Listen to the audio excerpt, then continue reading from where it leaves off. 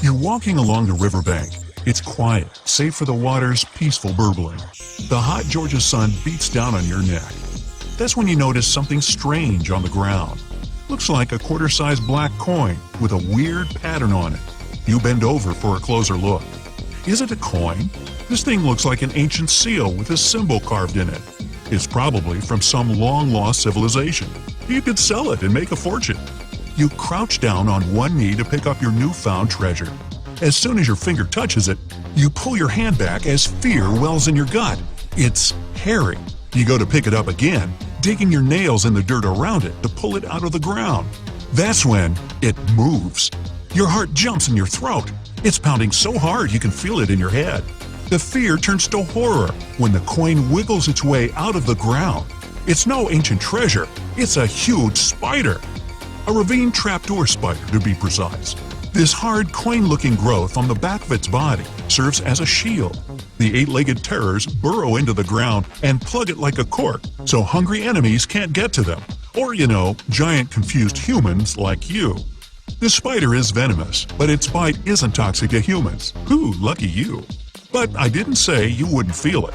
Best stay away from those sizable pincer-like fangs. Ow! Well, so much for your riches. Perhaps fortune awaits you in Mexico's Baja California peninsula.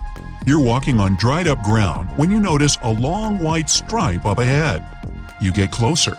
Oh, looks like a super long worm, you think to yourself. But it doesn't move like any worm you've ever seen. That's when you see it has arms and a head. This pale creature with black beady eyes is a Mexican mole lizard. It lives in the ground where all its dinner of insects and termites hang out. It rarely comes out, so you're pretty lucky to have seen this bizarre reptile. Now you're in a rainforest in northeastern Australia. Ahead, half hidden among the trees, you notice something large and round. This mysterious figure lying on the ground is covered in black hair. At first, you think it's a bear curled up sleeping. But that wouldn't make any sense. There are no bears down under. You're getting closer when a twig snaps under your foot. The thing hears you and springs to its legs. It turns to you, and you now see this is a bizarre and beautiful bird. That black hair is actually a thick coat of long, fine feathers. This formidable fowl has a bright blue head with a large horn on top. It stands on two powerful legs with a dagger-like claw on each foot that can be as long as your hand. Take away those feathers, and you might mistake this thing for a velociraptor. But it's actually a cassowary, the most dangerous bird in the world.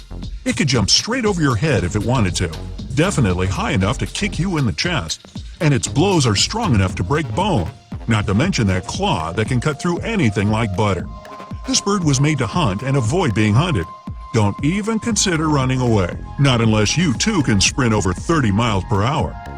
Diving into that lake over there won't save you either. This bird is an excellent swimmer.